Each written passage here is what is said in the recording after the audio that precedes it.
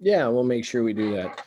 First, thanks to everyone for attending. As I mentioned earlier, it's been a great virtual retreat week. It's the first time we've tried this, and I'm pretty excited about the ability for us to reach more people on a number of topics for you guys to interact with the board, the staff, and then of course all these seminars. So we've had a great turnout, so thank you. And I hope you enjoy the rest of the sessions that we have. The topic today is going to be stabilized approaches. It's something that's very dear to me in terms of teaching my clients around the country and elsewhere about flying aircraft because it's can be a key factor to aviation safety. In fact, the FAA has estimated that half of all landing accidents could have been prevented simply by somebody going around. So we're going to talk a little bit about that. I also wrote a safety bulletin last year about it. So if you don't have it or you'd like to see it again, let me know and I can always send it out to folks again. It's very easy. I have it in PDF format, so I can do that. So here's my information course. Rich Pickett, Angel Flight West Safety Officer, and my email's at the bottom. Pretty simple, rich.pickett@angelflightwest.org. And of course, any of the staff can get a hold of me as well if you lose that in any way. So let's talk about this. I sort of talked about this too fast and too long because they really go together. If you come in too fast, you're going to be too long and maybe longer than the runway available. So here's a couple examples I thought I'd show you. Here's one on the left. So kind of went a little bit long on the runway, and one on the right. There are literally hundreds of photos I could have put in here of people running off runways. Big planes, small planes, you name it.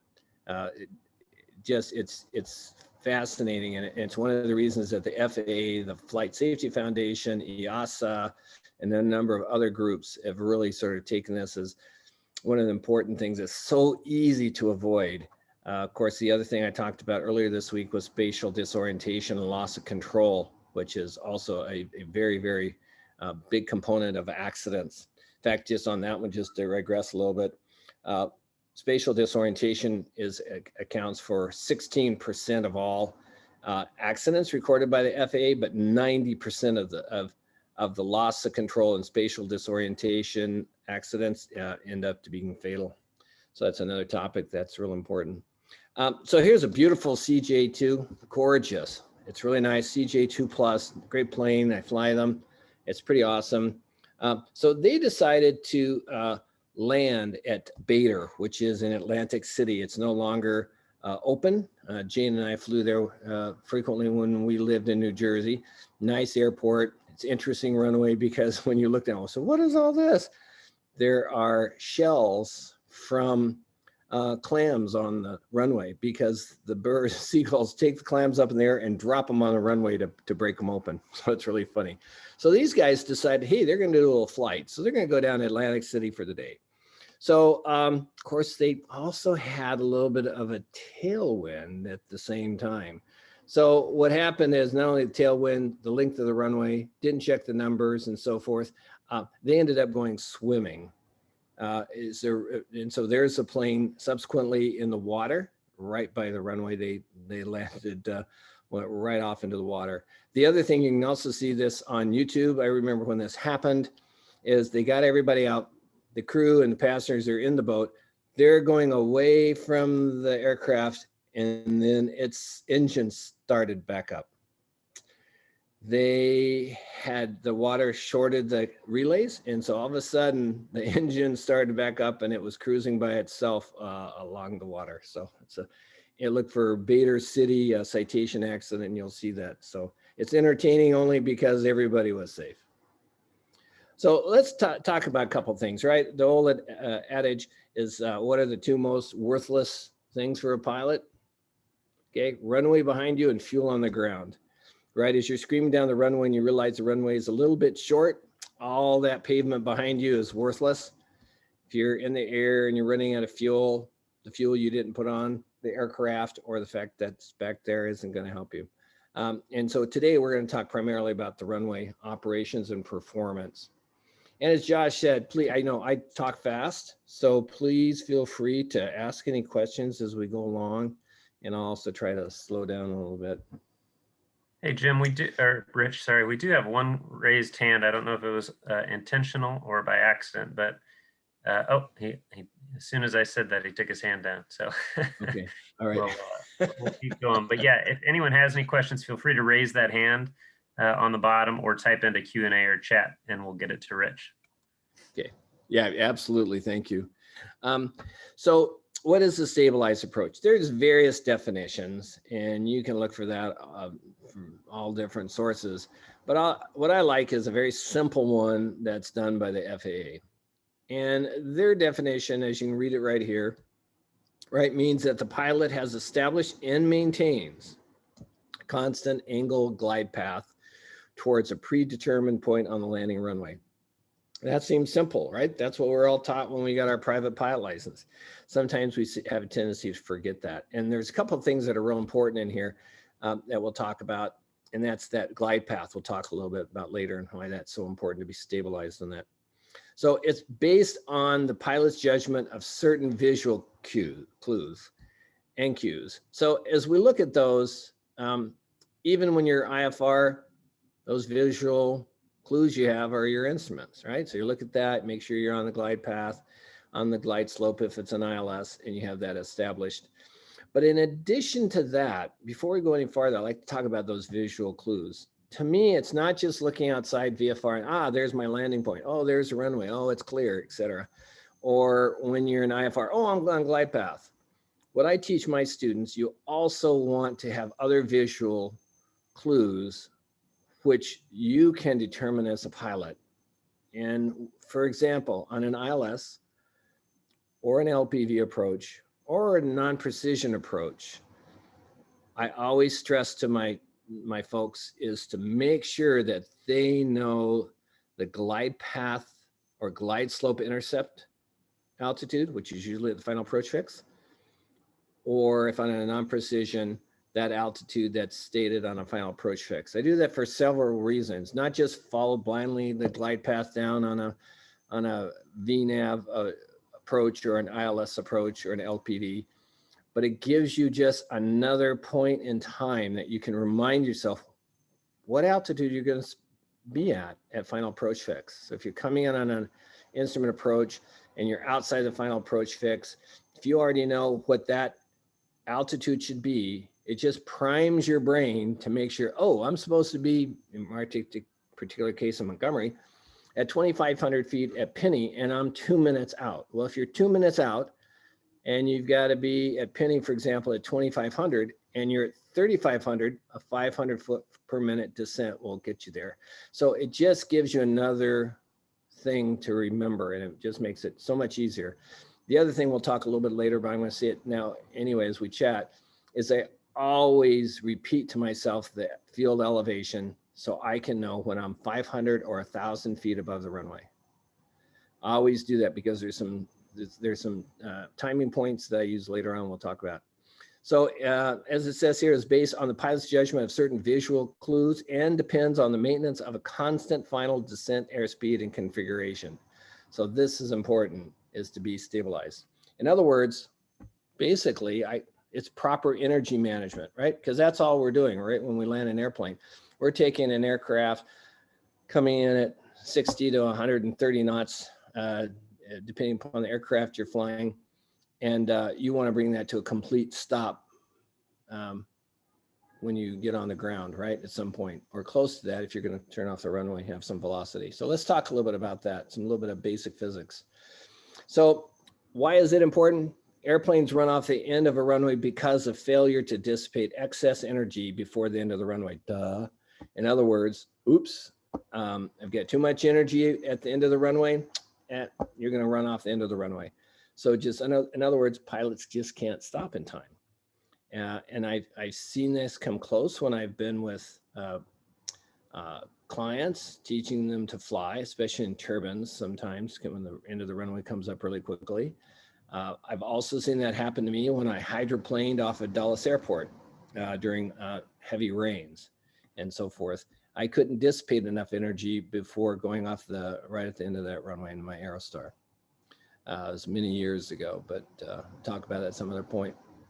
So here, energy calculations. Let's talk about it. So I did a few of these things last night. So I thought, okay, what's the best way to talk about energy? So I saw somebody else who had written some cool things about potential and kinetic energy. And I always tell my students, we talk about the concept of potential and kinetic energy, right? So potential is the fact of just what's your weight, what's your height, how much potential energy do you have? And then kinetic is what's going to happen when you have to land and you transfer that changes from potential to kinetic energy and what you have to do to stop. So let's say we have a landing weight of an airplane, 3,000 pounds, right? And your height above the ground at 50 feet above the runway, right, is 50 feet. And the potential energy is 150,000 foot-pounds, right? So you've got that weight times height, very simple. Then you come into a landing and now you want to calculate the full kinetic energy. And so the landing weight's still 3,000 pounds, which is 93.75 slugs. That's the unit that's used for mass rather than weight. And we're accelerating, or we're not accelerating, but the acceleration factor at VREF 77 knots. So you have the 77 knots. So now your kinetic energy is 775,000 pounds. So the total energy to dissipate is 925. So if I look at this, that the bottom was supposed to be on this slide, not the previous one. Now we say, oh, geez, let's come in faster. Boy, let's come in faster because faster is better. Faster is not better. Faster is virtually never the safest way. You can add some gust factor, if add for the gust factor in a wind and a crosswind in some aircraft. Other aircraft you can't. The Premier I fly, they say absolutely do not add anything for the gust factor. But remember, every time you add those knots, it's going to affect your energy and your runway. So in this example, we come along here going, oh, let's go faster. So the numbers I used on the 77 knots is basically the VREF speed for an SR-22 aircraft that we'd owned. And so now we say our landing weight's 3,000 pounds, but now we came in 10 knots faster. Oh, wow, I got to come in faster. It's just much better to be faster. Or, you know, tower says, boy, you should come in fast because we've got a plane behind you. All of a sudden, what's happening is our kinetic energy has turned out to be 1.4 million joules, or a little bit over 1 million foot-pounds of energy. The total energy to dissipate is now 1.185, or now it's 28% more energy to dissipate, which means those brakes, aerodynamically, everything has 28% more energy you have to dissipate before you come to a stop. And it's really easy to do. You can do this on your own aircraft, find out your landing weights, find out your speeds, what you've been flying at, what the book says you should fly out, and it'll give you a good idea. So actually, and also really simple to just do it in your AFM. So we'll talk a little bit about that. So on the stabilized approaches, right? So if we look at these things, if we talk about the glide path and glide slope in through there. So the FAA has a really good document. There's tons of stuff out there you can just search and find. The FAA has a lot of things. There's also some new things for professional pilots and turbine operators in general, including some things from Airbus and EASA that I reference as well. There's a lot of resources, but we'll talk a little bit about that. So basically, stabilized glide path, right? So what you're looking at is the 1,000 feet for 3 nautical miles. That will give you your 3-degree glide path. So remember when I mentioned that, as we talked about, you want to know the airport elevation? It's a perfect thing. So if you know your airport elevation, right, you can approximate a glide path, even if you're visually, of what you need to be able to do for your ratio and descent. So on the FAA FAST, one of their safety bulletins, they have this great graphic. I pulled this last night. And so it shows that steep descent ratios lead to unstable approaches. So not only do you have speed as a factor, but you also have glide path angle. So like they say, you can see the blue, that's a 3-to-1 descent ratio. But if you come in just a little bit steeper, just 25% steeper, which now you're at 1,250 feet per 3 nautical miles. and then maybe just a little steeper because the obstacles are just where you're configured. You're at 50% steeper. You can see what happens with the factor in that right part of the graph. That table I shows, for example, you're 2.3 times more likely to become unstable between 1,000 and 500 feet when flying 50% steeper descent ratio than normal. So if you get an idea, in fact, if we also have a concept doing instrument approaches called steep approaches. And the manufacturer and the FAA thinks that these are so critical that for you to fly an aircraft that's approved for steep approaches, for example, the Citations I fly, the PC-12 I fly, etc., the aircraft actually has to be certified for steep approaches. And so anything outside of that 3 degrees, if you want to do a 6 degrees, which is one of the airports in London and other ones, the aircraft has to be certified and the crew generally has to be trained for that. So we not only have the speed component, we also have the steepness and the glide path. So this is critical, especially as we talk about some airports that a lot of us are familiar with that are on plateaus, and you get that visual reference that's different, such as Telluride's a good one that I fly into frequently. Catalina, of course, but there's a couple of different concepts. So here's my Cirrus, doing a little mountain biking over in Catalina. And no matter how many times I've gone over there over the last almost 40 years, every time I'm always on alert. I've got a mesa, I've got some wind issues. I've got to be careful of that. And the Cirrus is not known to be a short field performer. And the runway is long enough, but it's also bumpy. So not only do you have the length of the runway, but remember that you also have the condition of the runway. Even the new runway at Catalina, which I thought that was going to be perfect, I'm sure the Marines did their best, but I think they designed it so tanks could roll over and not airplanes with small wheels. Still has a lot of bumps along it. So at Catalina, right, it's 3,000 foot runway at 1602 MSL. So let me give you some examples here as we come along here. So SR-22 VREF 77 knots, full flaps. It's the only configuration that plane is designed for landings is full flaps. And if you look at on the manuals, it's 77 knots. So, and that's important to consider. I see people and I train in a lot of aircraft, high performance up through turbines, and they always come in fast. I said, well, what does the POH say? And they'll give me the speed. And I went, what do the performance charts say? And you'll look at those, and that's what the performance charts are predicated is a specific speed. So total runway distance, right, is 2,240 feet. Okay, well, and what do we have at Catalina? 3,000, right?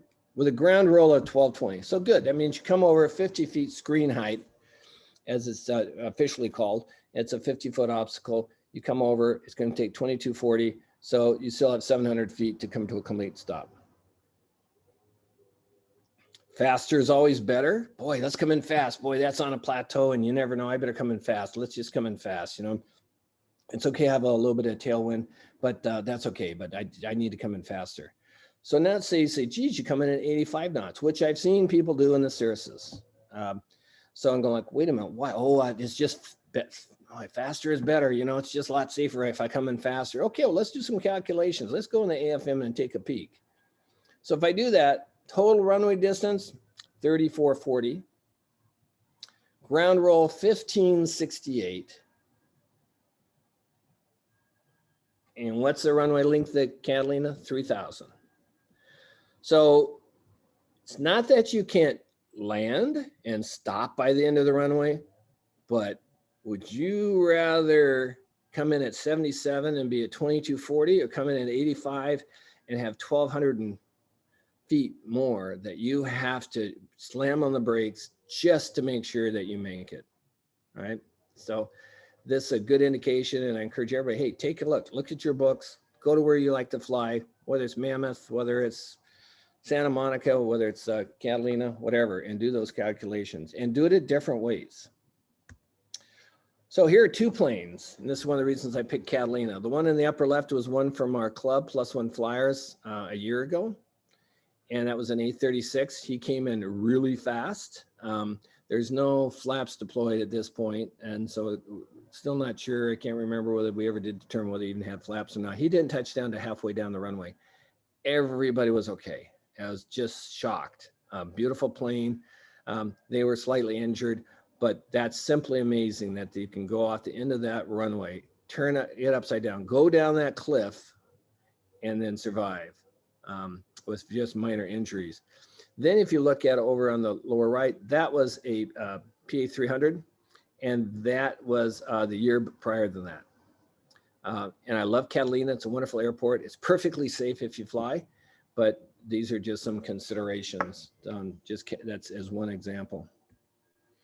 So let's look at some other ones, right? So let's look at some landing assumptions.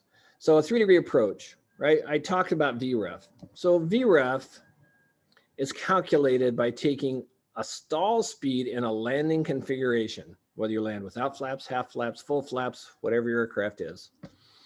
And it's typically in the range of 1.22 to 1.3 times that stall speed.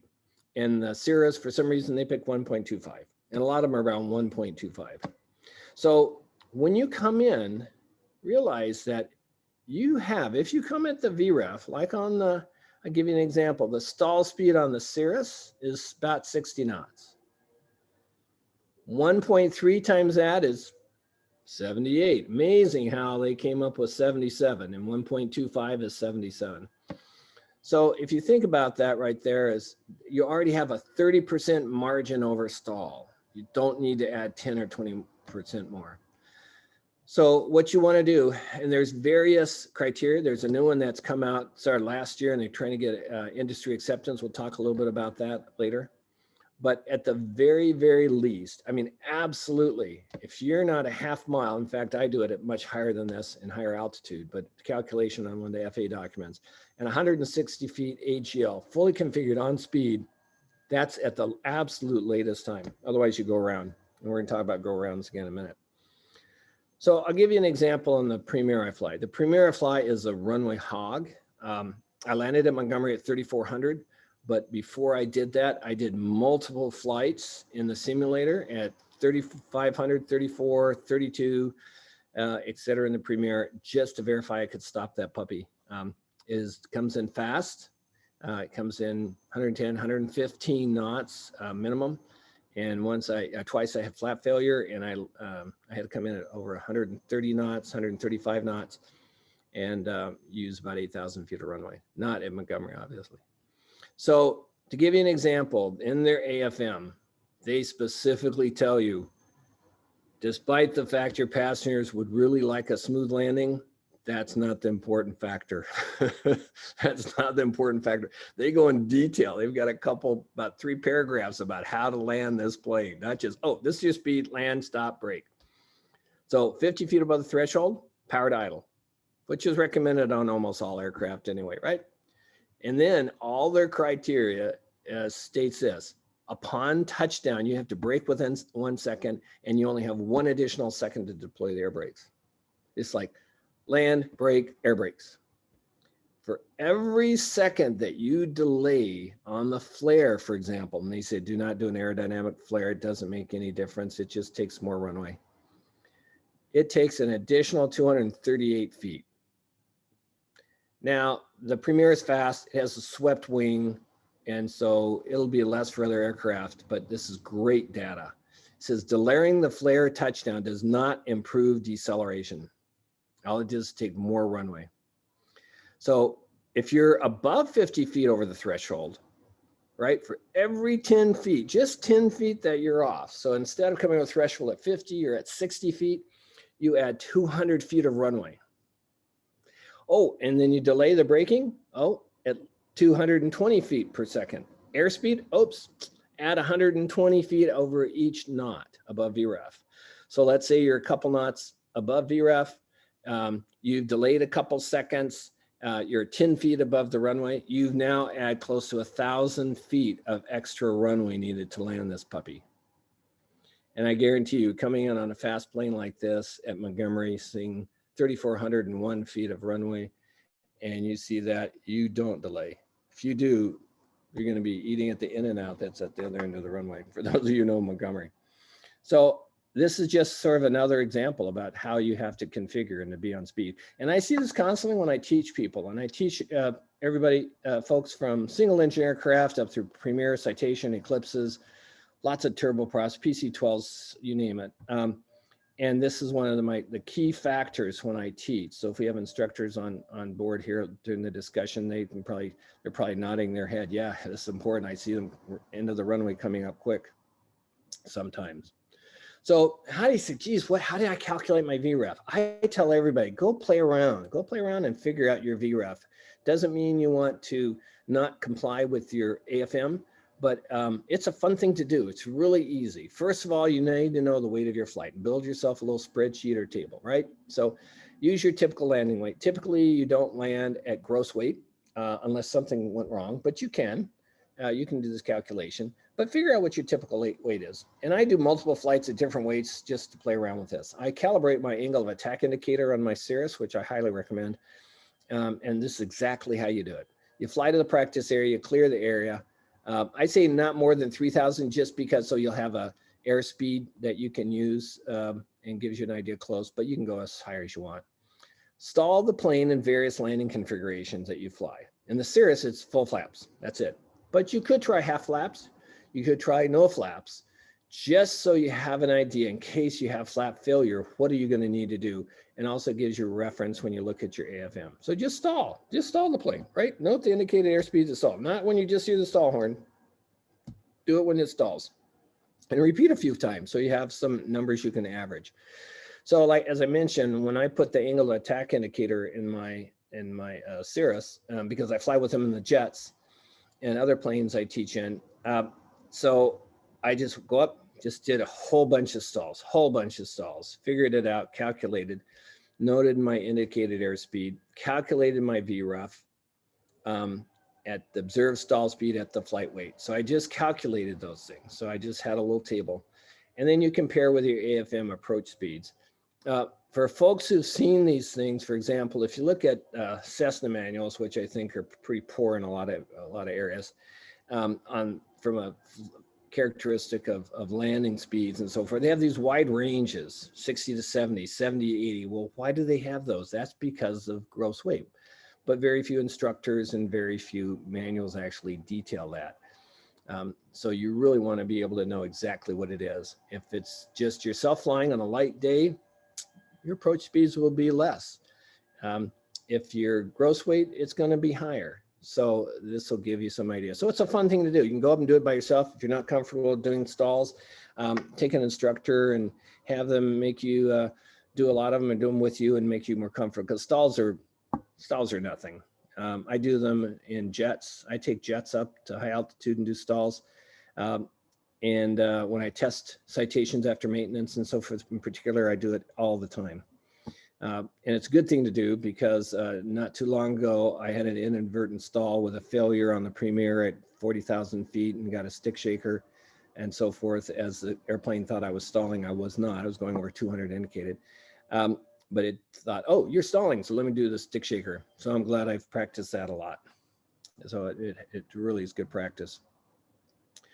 So factors, let's talk about factors on this, right? So here we go through, we have maintain a constant speed and descent rate. So those are one of the factors that are important for doing stabilized approaches. I always put in here, memorize speeds and configuration. In other words, what speeds do you want for your particular weight and configuration in terms of your flaps. Memorize field elevation. I always have that so that I know at 500 AGL, 1000 AGL, I don't have to calculate it at Montgomery. Let's see, what is it? What's altitude plus blah, blah, blah, plus elevation? I know that at 1400 feet MSL, that's one of my gates, as I call it, as I go through at Montgomery. I also know that at Penny, the glide slope, glide path intercept is 2,500. I always have that. And there's two reasons. Let me digress just for a second about what, as I mentioned earlier, I talked about knowing your glide path and glide slope intercept at the final approach fix. We all know that, right? You're supposed to test your VOR every 30 days, right? So you can do it on a test, VOR test. You can do it between two VORs. You can do even pilotage. There's various ways to test it, right? And the whole point of doing that is to make sure the accuracy of that. And how often has our VORs been off? Not very much. In my 40 some odd years of flying, I think I found one off a little bit, but that was about it. But there's no FAA requirement to test your glide slope receiver except when it's installed. So if I double check and I know my glide slope intercept at the final approach fix and I'm on an ILS and it agrees with my glide slope and I'm on target at pinning at 2,500 and it shows I'm perfectly on it, I know my glide slope indicator is correct. Once I was flying into Carlsbad in IFR, Palomar down here in San Diego, and I was flying in a client's airplane, and unbeknownst to me and him, his glide slope receiver was not accurate. So we come across and we get an altitude alert from the tower. And they said, I can't remember the aircraft, Meridian, blah, blah, blah, you're 300 feet low. And we said, we can't be, we're directly on the glide path. Said, you're 300 feet low. And by gosh, we were, simply because that glide slope receiver was off. So check that occasionally. I just think that's important. So then there's now this concept of gates, and the gates are sort of three-dimensional. If you think about it, if you have some of the synthetic vision systems, they do these highway in the sky sort of gates as they come through these boxes that some people like to watch. And so some of the new documents that have come out, mostly for the corporate operators, but they apply for everybody, is this vision of gates. And so there's several gates. So it's sort of a point in time, but it's also a point in space, not just in time. So they have various gates and they can be at different altitudes depending upon the operator specs. But good gates to use are like 1,500, 1,000, 500, and then a final one at even lower if you want to, where you verbally check and configure. And I do that with when I'm flying. I do that when I'm flying, and I always check my VREF, because if I'm not on VREF, for example, at Montgomery, I say if I'm not on VREF at 50 feet in the jets I fly, I'm going around. And I do that at other airports as well. My only exception is if I have a really, really long runway. If I'm a couple knots fast, I don't mind, but I really target those speeds. So in verbally checking, just like you do your GUMP check, right, it just helps. So you have these gates. So you want to be on speed, on glide path, and do your final checks, like the GUMP checks, etc. So you got your fuel, etc., your gear configuration, seat belts, etc. So you can do that within just a couple seconds. But imagine yourself flying through these gates. And as you fly through these gates, you're going to check your configuration, right? Just like you do your visual cues on a IFR flight by looking at your instruments, you also expand those visual cues if you're looking for other things as well. And if not stabilized by the final gate at 300 to 500 feet AGL, it's recommended you go around. And I'll tell you, when I've had to go around because the tower says, oh, there's somebody on the runway or they didn't clear it and they apologize, I said, I don't care. I mean, I love doing go arounds. So I practice them frequently. I assume that on every landing, I'm probably going to go around. So if I land, great. If I don't, go around is no big deal. And the FA in particular, and I've seen this happen before, is the FA stresses this: don't be afraid to say unable. And I added this: no matter who is behind you or in front of you, you are PIC. It doesn't matter. I'm going to go around. I don't care whether anybody likes it or not. I'm going to go around. And only once as I have the tower asked me why I was going to do that. So recently, to give you an example, right? Somebody was flying our Cirrus, which we just sold, our SR-22. And as we mentioned, it has a speed of 77 knots on VREF. So I track the planes, and the Cirrus records tremendous amount of data. Every few seconds, it records, I don't know, about 30 parameters. And then also with flight aware. And I looked on this one flight, I'm going like, what the heck was happening here? 200 feet above the runway, he was at 108 knots, right? 108 knots, where he should have been, even correcting for altitude, etc., not more than 80 knots. 3 miles out, he was at 164 knots. I'm going like, what the heck are you doing? Well, they had a jet by me. I said, so I said, when did you put down the flaps? because the flaps can't go down above 119 or 104 for full flaps. And when did you touch down? Because if you come in at 108 knots and you're supposed to be at 77 knots, so that's 30 knots too fast. So even in the Cirrus, that adds another 2,000 feet of runway. So it was interesting to see that. And so it's something that you just always got to keep in consideration. Besides the damage to aircraft that happens when people fly them too fast, it's also, he was at least landing at Tucson and it was long enough runway, so he had enough distance. But that's not the way to fly aircraft. So I thought that would give you some ideas about flying. There's some really good information that's come out recently. There was a really good thing in Professional Pilot last year. I think it was last year, maybe the year before, about some new criteria and this concept of gates and what they're trying to do. In fact, this morning in my NBAA discussion group, we came up with a fact of stabilized approaches right before I finished this presentation. So it was fascinating to go over it, and it's one of the big concerns. So as I mentioned, the FAA said that 50% of accidents could have been avoided if people would simply have gone around.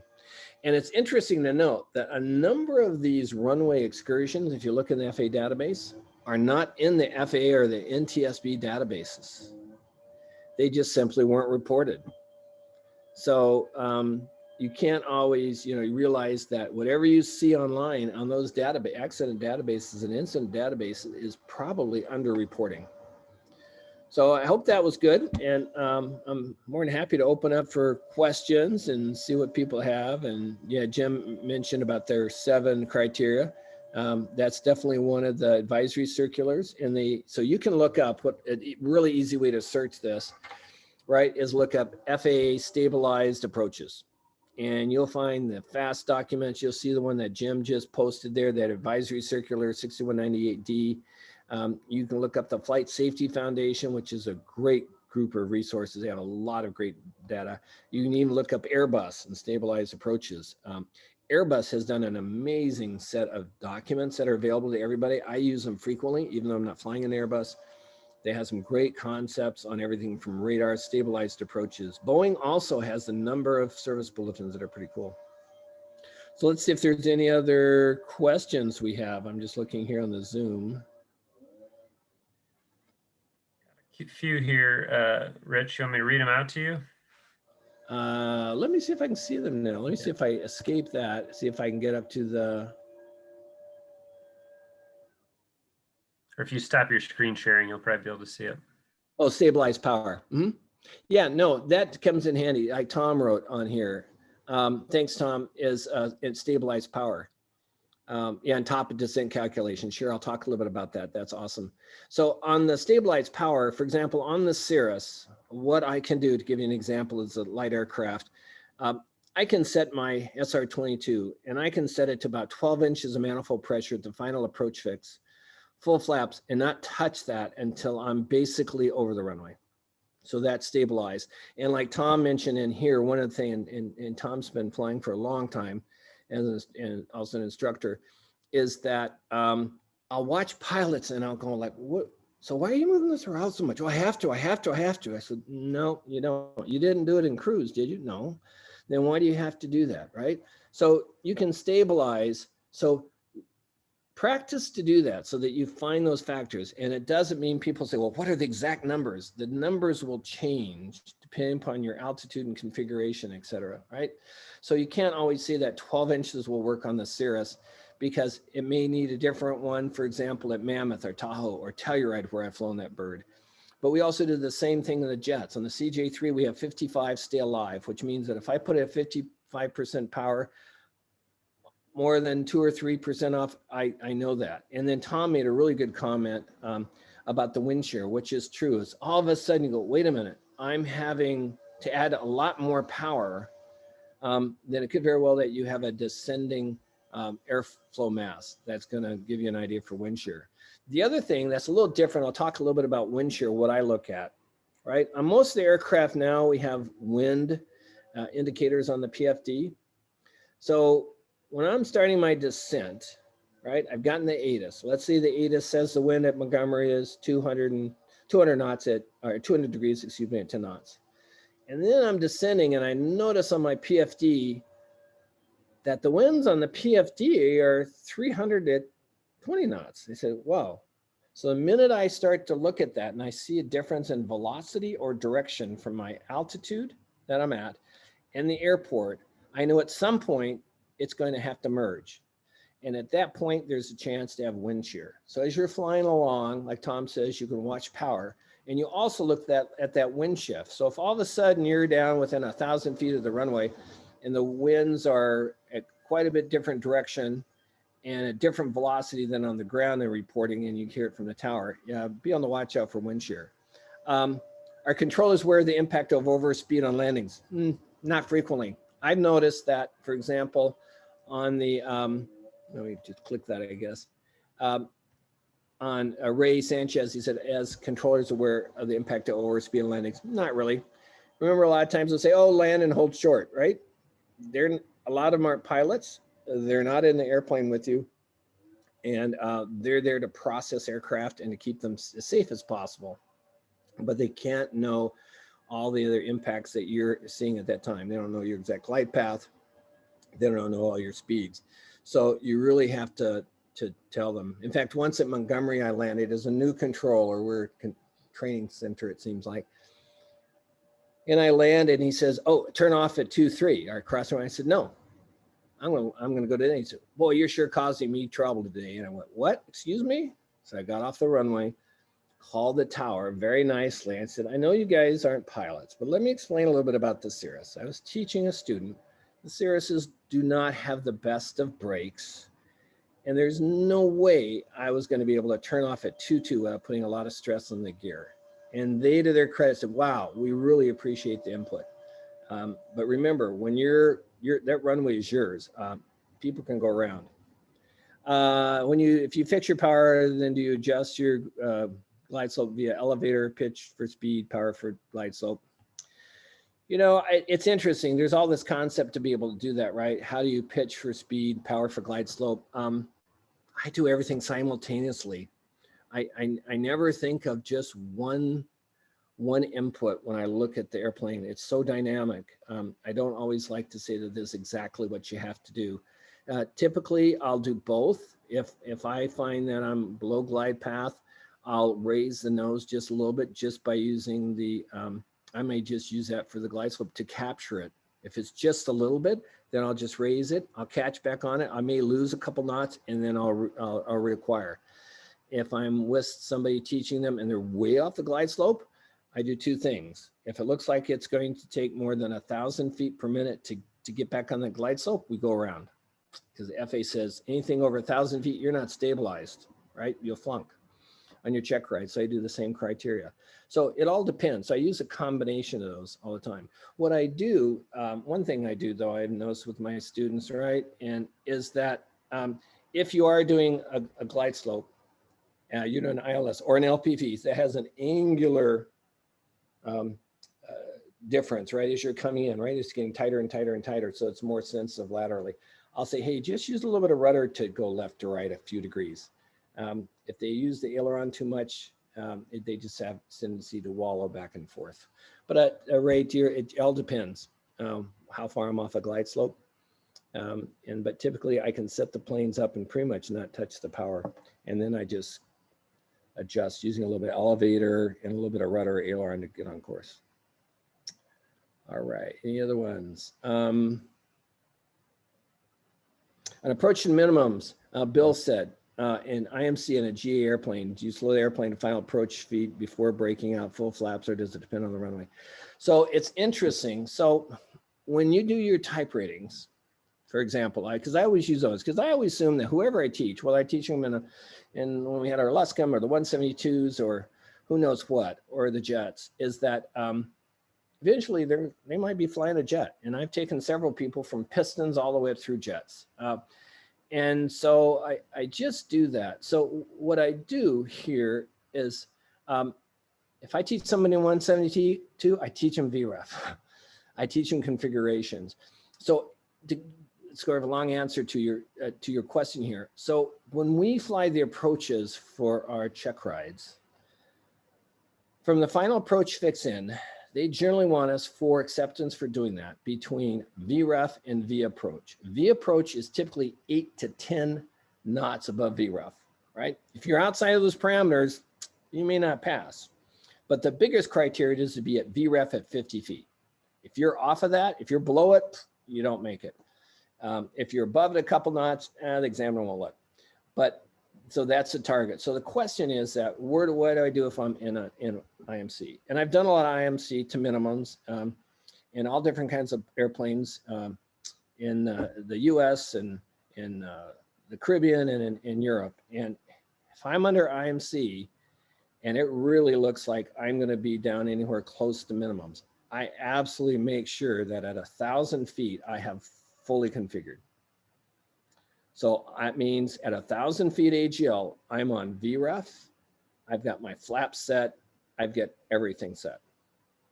If I'm VFR, I might have that at 300 to 500 feet, but at 1,000 feet, those are my minimums.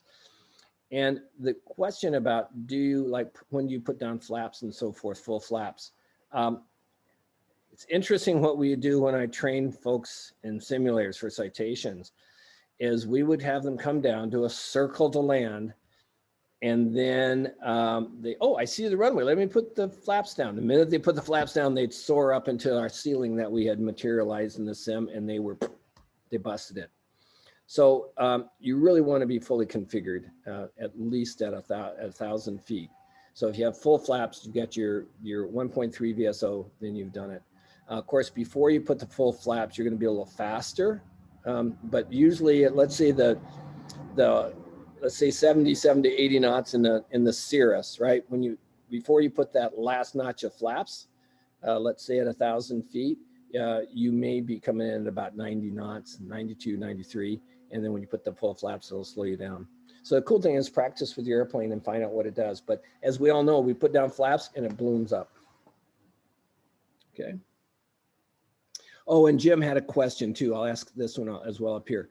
And then Tom had one down through there. So yeah, the ground speed works every time. Yeah, 5 times ground speed. That's a good ratio.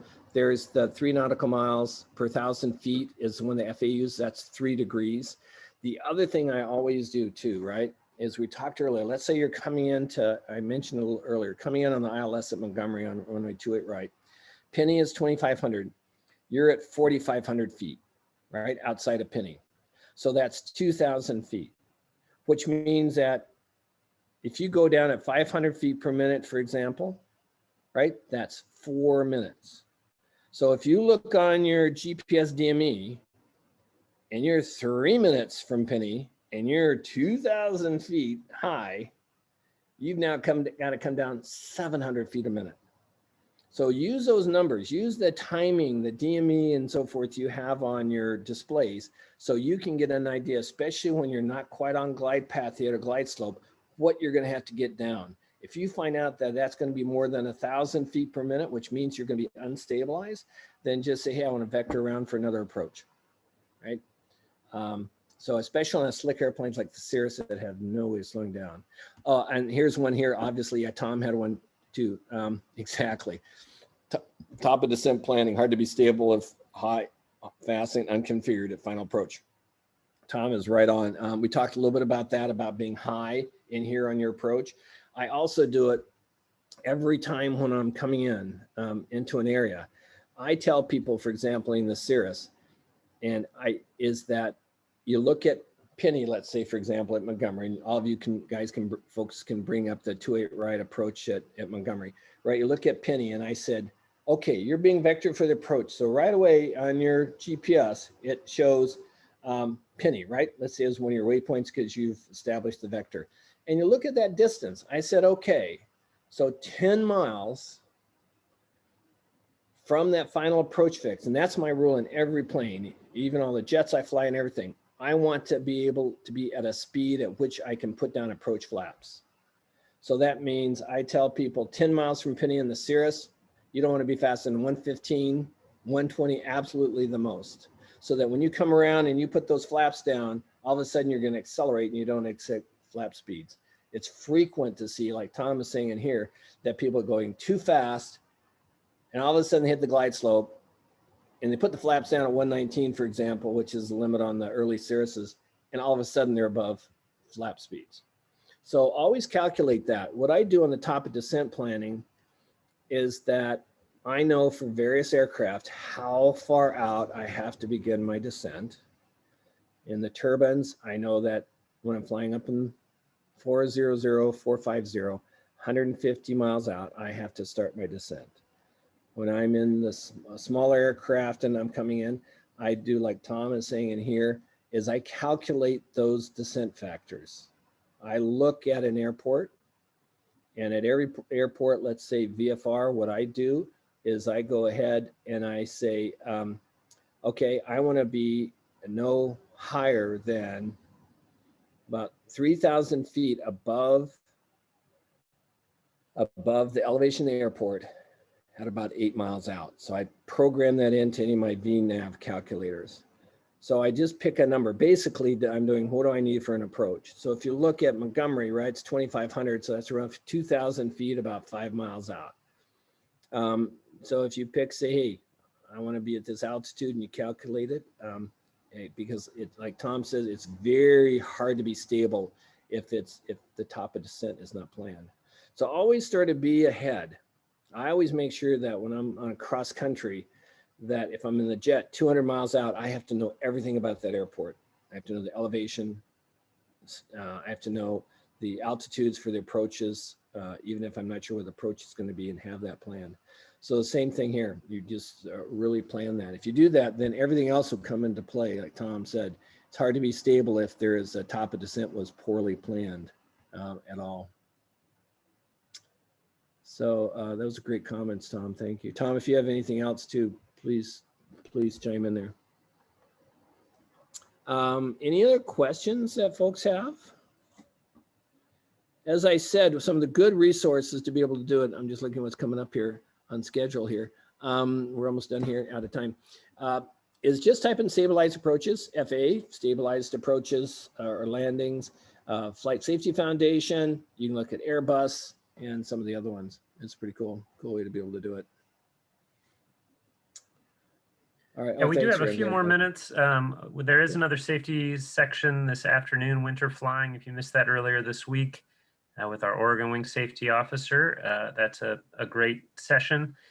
We also, if you have not flown a mission, next up at 10 o'clock, Gil Takamori, one of our Northern California pilots, will be doing a roundtable talking about what to expect and answering your questions there. So feel free to join us on that one. We do have a couple more minutes if there's any other questions for Rich. Rich, great job. I know I learned a ton today. So appreciate your hard work on this and keeping us all safe in general. You're doing a great job as Angel Flight Wing Safety Officer, and just take this time to encourage all of our volunteers to have that growth mindset for safety. And we're trying to create a culture of safety where we learn from each other and aren't afraid to admit mistakes so that we can all improve and learn from it. So we encourage you to always self-report on any of those mission reports. So, we can use those examples to make everyone better flyers. And we really appreciate many of you who are already doing that regularly, but we'd encourage the rest of you to do it too. And Rich always highlights those in his safety articles. So be sure to look out for those. Those are good learning opportunities for all of us. Yeah, thanks for everybody attending, and the questions from Tom and Bill and Ray and Jim and so forth. Those are great. Thank you for having those. Tom has a lot of experience in services and airlines and so forth. So it's great to see that. And you'll appreciate this, Rich. Jim Dell, your safety officer predecessor, says, nice job. He loves slugs. Sometimes, Jules. Oh, I know. I was going through my basic physics again, going, okay, now I got to calculate all the physics again. I always talk about kinetic and potential energy when I talk to my students. And the other thing, for example, to give you a good example real quick, just a minute, about potential and kinetic, right? You're coming in and I watch people land, and I love landings. I practice them all the time. I taught my wife to fly. She was probably sick and tired of doing all the landings. And Bob Hoover is a really, really good friend of mine. And so I got to fly with him a lot. And he flew with me, actually. He sat in the back. but we talked about landings, and you see that as people, I give them an idea. You're coming down in your airplane, right? You're all stabilized. All of a sudden you get to the runway. For some reason, pilots have a brain block, and all of a sudden they pull up the nose.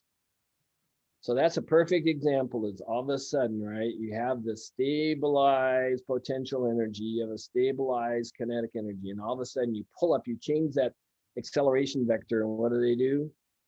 They balloon, they porpoise, etc. So same thing. You want to keep that acceleration vector constant, and so you want to come down, or deceleration, but it's still a negative acceleration. So you want to come down and be very, very stable and very slowly do that and smoothly. If you do that, you'll be good at landings. Okay, thanks, guys. Thank you, everyone. And Thanks, Rich. enjoy the next ones. Yeah, have a great day. The link for the schedule is in your chat. If you'd like to click over there, you'll see both the 10 o'clock and the 11 o'clock session. Right. Have a great day, everyone. Thank you. Yeah, and I'll answer Ray. Bye-bye.